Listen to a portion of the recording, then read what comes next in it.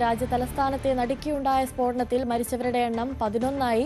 തിങ്കളാഴ്ച വൈകിട്ടോടെ ചെങ്കോട്ടയ്ക്ക് മുന്നിലുണ്ടായ സ്ഫോടനത്തിൽ 30ഓളം പേർക്ക് പരിക്കേറ്റു. റെഡ് ഫോർട്ട് മെട്രോ സ്റ്റേഷന്റെ 1-4 ഗേറ്റുകൾക്കിടയിലെ റോഡിലാണ് വൈകുന്നേരം 6:52 സ്ഫോടനമുണ്ടായത്. ഹരിയാന രജിസ്ട്രേഷനിലുള്ള i20 കാറാണ് പൊട്ടിത്തെറിച്ചത്. ഈ വാഹനത്തിന്റെ ഉടമയടക്കം കസ്റ്റഡിയിലാണ്. ഹരിയാനയിൽ പിടിയിലായ ഡോക്ടർമാർക്ക് ഈ സ്ഫോടനവുമായി ബന്ധമുണ്ടോ എന്ന് പരിശോധിക്കുകയാണ്. UAPA പ്രകാരം NIA ആണ് കേസ് അന്വേഷിക്കുന്നത്. കൂടുതൽ വിവരങ്ങളുമായി അഭിലാഷ് രാധാകൃഷ്ണനും NG മിഥുനും ചേരുന്നുണ്ട്. ആദ്യം നമുക്ക് അഭിലാഷിലേക്ക് പോകുമ്പോൾ, അഭിലാഷ്, ഇന്നലെ 11 മരണമാണ് സ്ഥിരീകരിച്ചത്. നിലവിൽ ആശുപത്രിയിലുള്ളവരുടെ സ്ഥിതി എന്താണ്? അതുപോലെ തന്നെ ഭീകരാക്രമണമാണോ എന്നതിൽ ഇപ്പോഴും സംശയം നിലനിൽക്കുകയാണ്. സർക്കാരിന്റെ ഭാഗത്ത് നിന്ന് എന്തെങ്കിലും തരത്തിലുള്ള പ്രതികരണത്തിനുള്ള സാധ്യതകളൊക്കെ ഉണ്ടോ? അനുശ്രീ, ഇത് ഭീകരാക്രമണമാണെന്ന് ഇതുവരെ നമ്മുടെ കേന്ദ്ര സർക്കാർ പറഞ്ഞിട്ടില്ല. അവിടുന്ന് ഔദ്യോഗികമായ പ്രഖ്യാപനങ്ങളൊന്നും വന്നിട്ടില്ല. എന്നാൽ അതിലേക്ക് ഭീകരാക്രമണമാണ് എന്നുള്ള രീതിയിലേക്ക് തന്നെയാണ് ഇതിൻ്റെ സൂചനകൾ പോകുന്നത്. കാരണം കഴിഞ്ഞ ദിവസമാണ് ഫരീദാബാദിൽ നിന്ന് 2 ഡോക്ടർമാരെ പിടികൂടുന്നത്. അതിൽ 2 ഡോക്ടർമാരെ സംശയാസ്പദമായി പിടികൂടുന്നത്. അതിൽ ഒരു വനിതാ ഡോക്ടറുണ്ട്, അതുപോലെ ഒരു ആൺ ഡോക്ടറുണ്ട്. ഇവരുടെ കയ്യിൽ നിന്ന് 360 കിലോഗ്രാം എക്സ്പ്ലോസീവ്സ് ആണ് പിടിച്ചെടുത്തത്. അതുപോലെ ആ വനിതാ ഡോക്ടറുടെ കയ്യിൽ നിന്ന് ഒരു AK-47 തോക്ക് പിടിച്ചെടുത്തിട്ടുണ്ട്. അതുപോലെ അവരുടെ കയ്യിൽ നിന്ന് നിറ തോക്ക്, പിസ്റ്റൾ പിടിച്ചെടുത്തിട്ടുണ്ട്. അത്തരത്തിൽ അവരുടെ കാറിൽ നിന്ന്, അവരുടെ ആ വനിതാ ഡോക്ടറിന്റെ ഉടമസ്ഥതയിലുള്ള കാറിൽ നിന്ന് ഇത്തരത്തിൽ തോക്കുകളടക്കം പിടിച്ചെടുത്ത സാഹചര്യത്തിലാണ് ഇത്തരത്തിൽ രാജ്യത്തിനകത്ത് വലിയ രീതിയിലുള്ള ഒരു സ്ഫോടനം ഉണ്ടാകാനുള്ള ഒരു സാധ്യതയുണ്ടെന്ന് പോലീസിനും ഇന്റലിജൻസിനും വിവരം ലഭിക്കുന്നത്. അത് പ്രകാരം വലിയ രീതിയിലുള്ള ഒരു അലേർട്ടിൽ നിൽക്കുമ്പോഴാണ്, രാജ്യം ഡൽഹി അടക്കമുള്ള സ്ഥലങ്ങൾ വലിയ രീതിയിലുള്ള അലേർട്ട് നിൽക്കുമ്പോഴാണ് ഇന്നലെ രാത്രി 6:52 കൂടി നമ്മുടെ ചെങ്കോട്ടയുടെ മുന്നിലുള്ള ഗേറ്റിന് മുന്നിൽ വലിയ രീതിയിലുള്ള ഒരു സ്ഫോടനം ഉണ്ടാവുന്നത്. നിലവിൽ 11 പേർ കൊല്ലപ്പെട്ടു എന്നുള്ളതാണ് ഏറ്റവും ദുഃഖകരമായ വാർത്ത. അതുപോലെ 30ഓളം പേർ ആശുപത്രിയിലാണ്. ഇതിൽ ഈ ആശുപത്രിയിലായ പലരുടെയും നില ഗുരുതരമായി തുടരുകയാണ്. അതിൽ പലരുടെയും ശരീരത്തിൻ്റെ പല ഭാഗങ്ങളും അറ്റുപോയിട്ടുണ്ട് എന്നുള്ള ദുഃഖകരമായ വാർത്ത കൂടി ഈ പ്രഭാതത്തിൽ പുറത്തു പറയേണ്ടി വരുന്നു അനുസരിച്ച് നമുക്ക്. കാരണം അത്രത്തോളം വലിയ രീതിയിലുള്ള, നമുക്ക് ദൃശ്യങ്ങളിൽ തന്നെ വ്യക്തമാണ്, അത്രത്തോളം വലിയ രീതിയിലുള്ള ഒരു ആക്രമണമാണ് ഇന്നലെ ഉണ്ടായിരിക്കുന്നത്. 6:52 ഇത്തരത്തിൽ പതുക്കെ വന്ന കാറ് ഗേറ്റിന് മുന്നിൽ പൊട്ടിത്തെറിക്കുന്നത്. ഈ പൊട്ടിത്തെറിയിൽ 8 വാഹനങ്ങൾ, ഈ കാറടക്കം 8 കാറുകൾ അവിടെ പൊട്ടിത്തെറിച്ചു. അതുപോലെ 8 ബൈക്കുകൾ പൊട്ടിത്തെറിച്ചു, 3 ഓട്ടോറിക്ഷ പൊട്ടിത്തെറിച്ചു. അങ്ങനെ വലിയ രീതിയിലുള്ള സ്ഫോടനമാണ് ഉണ്ടായത്. ഈ കാറിൽ നിന്ന്, അതായത് ഈ സ്ഫോടക വസ്തുക്കൾ ഉണ്ടായിരുന്ന കാറ് പൊട്ടിത്തെറിച്ച് അതിൽ നിന്ന് തീ മറ്റു വാഹനങ്ങളിലേക്ക് പടരുകയായിരുന്നു. ആ പ്രദേശത്തുണ്ടായിരുന്ന സാധാരണക്കാരായിട്ടുള്ള 11 പേർക്കാണ് ഇപ്പോൾ ജീവൻ നഷ്ടമായിരിക്കുന്നത്. 30ഓളം പേർ ആശുപത്രിയിലാണ്. വലിയ രീതിയിലുള്ള അന്വേഷണമാണ് ഇപ്പോൾ കേന്ദ്ര സർക്കാർ നേതൃത്വത്തിൽ മുന്നോട്ട് പോകുന്നത്.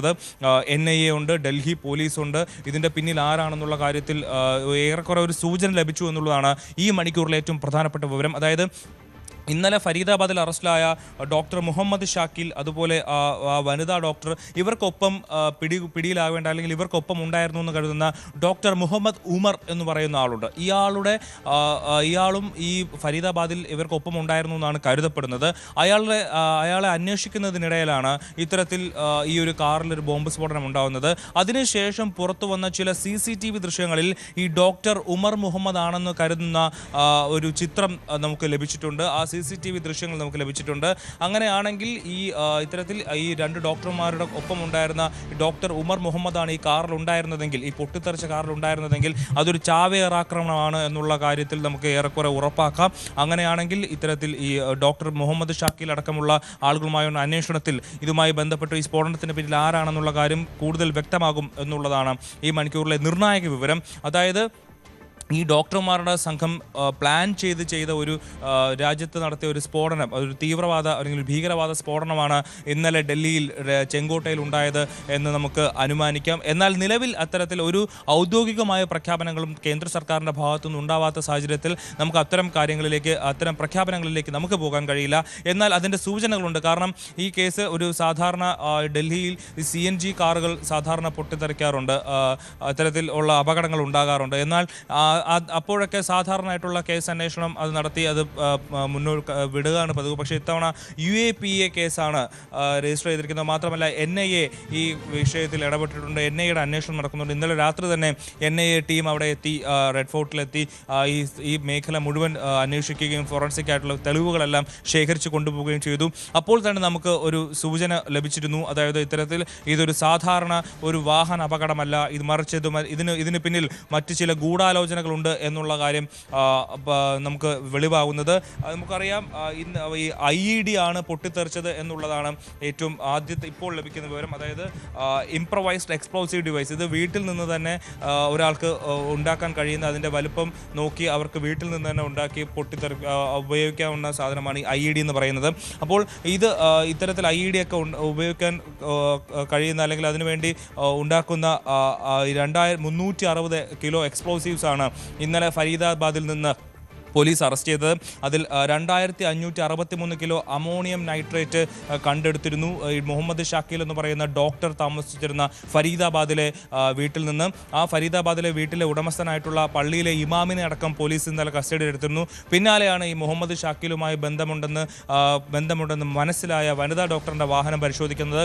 ആ വാഹനത്തിൽ നിന്നാണ് AK-47 അടക്കമുള്ള തോക്കുകളും ഒക്കെ കിട്ടിയത്. അങ്ങനെ ഇവരൊക്കെ ഒപ്പമുണ്ടെന്ന് കരുതപ്പെടുന്ന, ഇവരുമായി ബന്ധമുണ്ടെന്ന് കരുതുന്ന ഡോക്ടർ ഉമർ മുഹമ്മദ് എവിടെയെന്നുള്ളൊരു അന്വേഷണം ഇന്നലെ തന്നെ പോലീസ് നടത്തി വരികയായിരുന്നു. ആ സാഹചര്യത്തിലാണ് ഇന്നലെ വൈകുന്നേരം ഇത്തരത്തിൽ ചെങ്കോട്ടയിൽ ഒരു ബ്ലാസ്റ്റ് ഉണ്ടാകുന്നതും. ആ ബ്ലാസ്റ്റിനെ തുടർന്നുള്ള അന്വേഷണത്തിൽ നോക്കുമ്പോൾ ആ പൊട്ടിത്തെറിച്ച വാഹനവുമായി ബന്ധപ്പെട്ടുള്ള CCTV ദൃശ്യങ്ങൾ പരിശോധിക്കുമ്പോഴാണ് ആ കാർ ഓടിച്ചിരുന്ന ആളാണ് നമ്മൾ പോലീസ് അന്വേഷിച്ചു കൊണ്ടിരുന്ന ഡോക്ടർ ഉമർ മുഹമ്മദ് എന്ന് മനസ്സിലാകുന്നത്. അങ്ങനെയാണെങ്കിൽ ഇതൊരു വലിയൊരു ഭീകരവാദ ബന്ധവുമായി നമുക്ക് കണക്കാക്കാം. നമുക്ക് അതിലേക്ക് പോകാനുള്ള മറ്റൊരു പ്രധാനപ്പെട്ട കാരണമെന്ന് പറയുന്നത് ഓപ്പറേഷൻ സിന്ദൂർ. ഇന്ത്യ നടത്തിയ ഓപ്പറേഷൻ സിന്ദൂർ എന്ന് പറയുന്നത് ജെയ്ഷെ മുഹമ്മദ് തീവ്രവാദികൾക്ക് അവർക്ക് വലിയ തിരിച്ചടിയായിരുന്നു നൽകിയത്. ബഹാവൽപൂരിലെ അവരുടെ കേന്ദ്രങ്ങൾ മുഴുവൻ ഇന്ത്യൻ സേന തകർത്തിരുന്നു.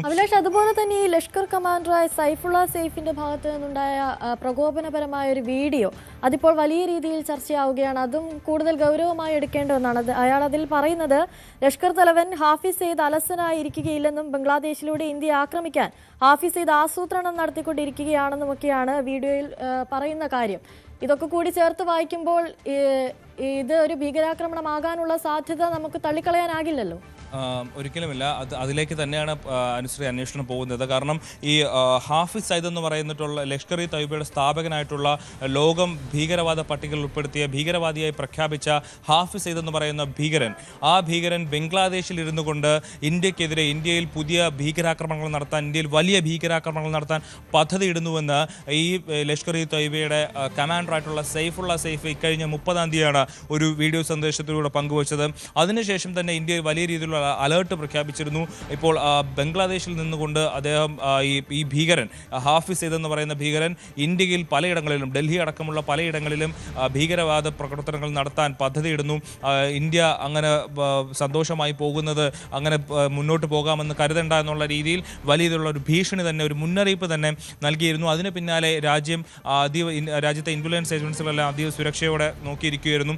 അതുമായി ബന്ധപ്പെട്ട് തന്നെയാണ് പലരുടെയും സംശയം തോന്നിയ പലരുടെയും അടുത്ത് പോലീസിന്റെ അന്വേഷണം എത്തുന്നതും ഡോക്ടർ മുഹമ്മദ് ഷാക്കീൽ അടക്കമുള്ള ആളുകളിലേക്ക് അന്വേഷണം എത്തിയതും. പക്ഷേ അവിടെ നിന്ന് ഡോക്ടർ ഉമർ മുഹമ്മദ് എന്ന് പറയുന്ന ആൾ രക്ഷപ്പെട്ടിട്ടുണ്ടോ, അയാളാണോ ഇതിൻ്റെ പിന്നിൽ എന്നുള്ളതാണ്. കാരണം പോലീസ് ഏകദേശം അടുത്തെത്തുന്ന സാഹചര്യത്തിലാണ് ഇത്തരത്തിലൊരു അപകടം, ഇത്തരത്തിലൊരു ആക്രമണം ഉണ്ടാകുന്നതെന്ന് വേണം നമുക്ക് കരുതാൻ. എന്നാൽ വീണ്ടും പറയുന്നു, കേന്ദ്ര സർക്കാർ, നമ്മുടെ ഔദ്യോഗിക സംവിധാനങ്ങളൊന്നും ഇതൊരു ഭീകരാക്രമണമായി ഇതുവരെ പ്രഖ്യാപിച്ചിട്ടില്ല. എന്നാൽ UAPA ചുമത്തിയാണ് കേസെടുത്തിരിക്കുന്നത്.